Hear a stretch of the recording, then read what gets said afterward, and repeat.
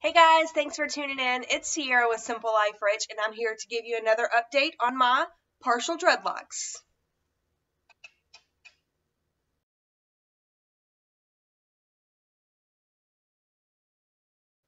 Hey guys, I'm glad you're here. For all of my returning subscribers, I appreciate you guys tuning back in. Hopefully you enjoy the video.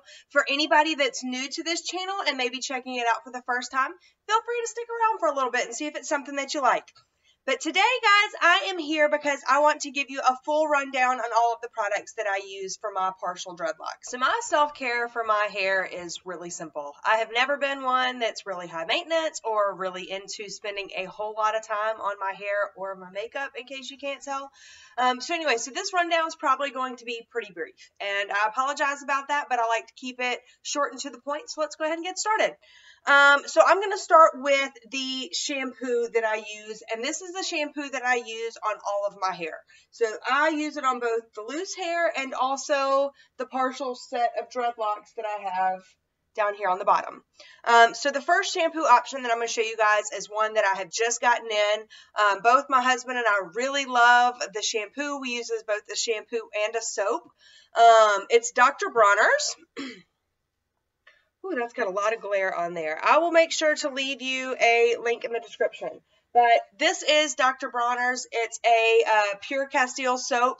I love the herb and citrus, or the hemp and citrus, excuse me, scent. It's really light. It's really fresh. It's really great. Both me and my husband can use it, and it's not too gender specific. Both of us feel nice and fresh when we get out, and he doesn't feel too girly, and I don't feel like I just bathed in Old Spice. So this is our first option. Again, it's Dr. Bronner's. I'll make sure to include what it is and a brief in the description down below. The second shampoo that I use is a Trader Joe's shampoo.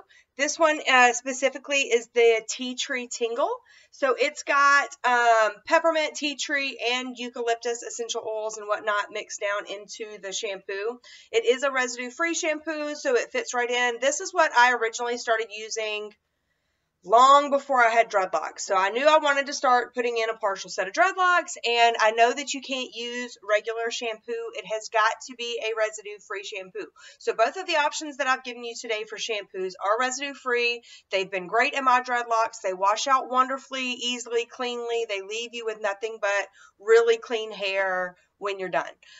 So this is the Trader Joe's. I really like it because it smells wonderful. I absolutely adore the smell of it.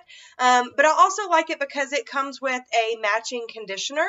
Sorry, once again, the glare on these bottles is just absolutely terrible. But what I'm going to do is I'm going to leave a link for, or at least a description of both of these down in the description of the video. Now, I want to reiterate with the conditioner here. You cannot put conditioner in dreadlocks. Well, I mean, you can, but expect the knots to start washing out, which is what you don't want because dreadlocks are made of knots. I only use the conditioner in my loose hair up above here. And the way that I do that, I've mentioned this in a previous video, but I'll just cover it really quick, is there's a defined part line between my dreads and loose hair. And whenever I am showering, I just part it and simply condition just the ends of my hair as my hair is flipped over the top of my head. So that's how I keep the conditioner separate. You do not want to put conditioner in your dreadlocks. Repeat, don't do it. But it's perfectly acceptable to put in your loose hair around your partial dreadlocks as long as you rinse it out and keep it separate from all of your dreadlocks. All right, moving on. So those are the shampoos that I use, and honestly, I just use both of them for soap whenever we use them. Right now, we have both on hand, which is nice because I can kind of change it up whenever I want different smells, but usually we just have one or the other. Alrighty, so after shampoos, the next thing that I use is a salt spray. So this is the little bottle that I make my salt spray in. It is just your normal, typical brown amber bottle with a spray nozzle up here at the top. And I have made it out of Morton sea salt. This is just the regular sea salt you can get at your food store or the grocery store or wherever you get it. You do want to use sea salt instead of ice salt just because it hasn't been refined quite as much. It's a little more natural. And when you mix it with water, it's literally going to be the exact same thing you can get down in the ocean. So on this size bottle, I usually include about a teaspoon or so of the fine sea salt.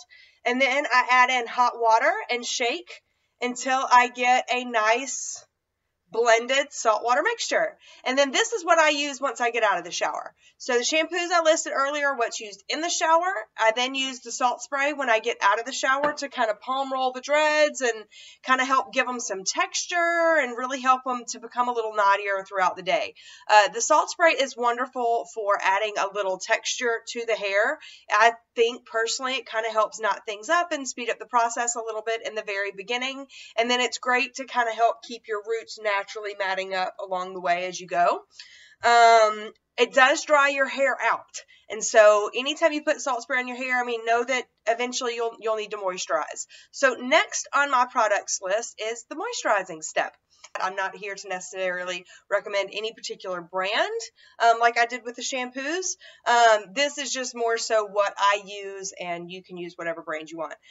But the biggest oil that I use the most is a fractionated, refined, and clarified coconut oil. Now this comes out as a really thin consistency, so it comes out as something that you can squirt out of a nozzle and then just rub right in. So this is what I use on my skin whenever I get out of the shower, whenever my skin needs a little moisturizing. I've used it on my face before when my face is getting a little dry. And this is what I use to kind of give some extra moisturizing to my dreads, with the salt spray, with the shampooing only, being that they never get any conditioner or any other kind of moisturizer, they eventually just get kind of dry. And they're kind of in that stage right now. And I just noticed that, they feel a little crunchier, they feel really dry to the outside of the dreadlock, and so I was getting ready to moisturize here today anyway, so I thought I would just give you guys a rundown of the products that I use. So normally what I do is I actually have a little roller ball thing, very similar to the spray bottle that I have. This is just a generic roller ball that you can buy in bulk here. Fill yourself with whatever you want in whatever proportions that you want. I do recommend you go with the guided proportions and mix to the ratios that the essential oils recommend. Recommendations are there for a reason.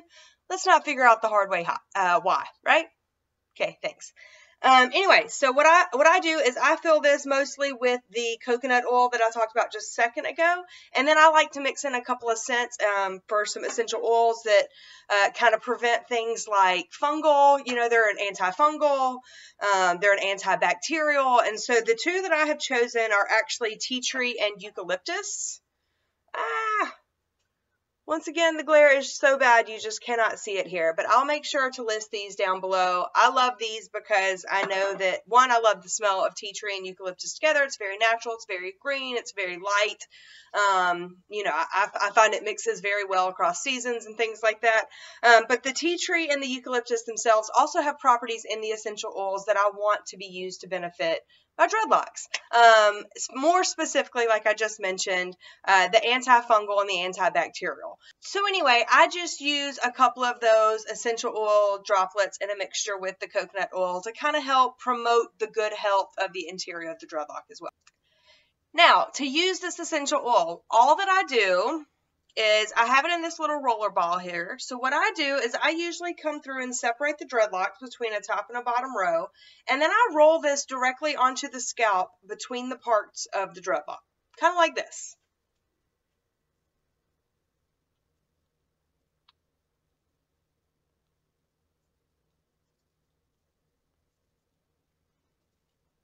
Not rocket science, but you see I've just kind of rubbed it in random spots as I could find them on the scalp. And then what I'm going to do is I'm going to come through and I'm just going to rub all that oil right into the scalp there. The premise here is to promote healthy growth from the scalp all the way down through the length of your hair. So by rubbing this oil directly into the roots of the hair before you then run your hair down, or your hands down the length of your hair, you're really promoting that your scalp get a lot of the necessary nutrients that it needs first, and then your hair will naturally absorb those as it works its way down into the dreadlock as it goes. So once I've got the majority of it rubbed into my scalp, I take what's left over on my hands, that little bit of oily texture that you have left, and I just kind of palm roll it right into the dreadlocks. And what that's going to do is it's really going to make these dreadlocks more flexible, and it's going to make them softer to the touch. They're not going to be quite so compact. For a little while, they will get a little fluffier here at first. If you find that you didn't get enough, sometimes I'll take just a little bit of the oil on my palm. I'll just take a palm roller, roll just a little bit on there, rub it in first. You don't want it super thick on your dreadlocks. It can kind of cause knots to slip if your dreadlocks are really young. My dreadlocks are almost 7 months old, and they definitely have some thick, mature sections to them, and I did not start adding oil to them until they picked up these more mature sections. I didn't want the knots to start slipping while they were really young and still baby dreadlocks and not mature or formed in any way yet. And so anyway, I did wait until at least 4 months before I started really moisturizing my dreads. Alrighty, and then that's what I do to have them moisturized. And that is all of the product that I put on my hair. Well, guys, I appreciate you tuning in and watching this video. If you liked it or found it even somewhat informative, then feel free to give it a like down below. And if you liked listening to me here on this Simple Life Rich channel, then feel free to subscribe and stay in tune with all of our future updates. Alrighty, y'all, take care and take it easy.